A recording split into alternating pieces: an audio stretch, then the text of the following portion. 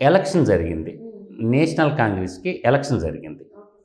National Congress జాతీయోద్యమ కాంగ్రెస్‌కి election జరిగినప్పుడు అప్పుడు గాంధీ ఏం చేశాడంటే మన తెలుగు వ్యక్తి అయిన పట్టాభి సీతారామయ్యని పెట్టాడు. అప్పుడు సుభాష్ చంద్రబోస్ యంగ్ అనమాట. ఆయన బెంగాల్ నుంచి నామినేషన్ వేశాడు.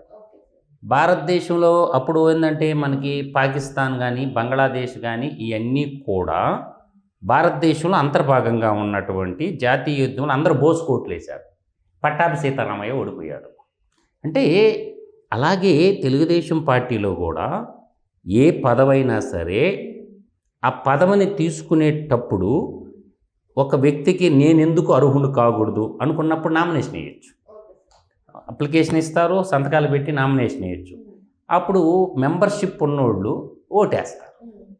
Any kind of post selection ఆ విధంగానే ఉండాలి.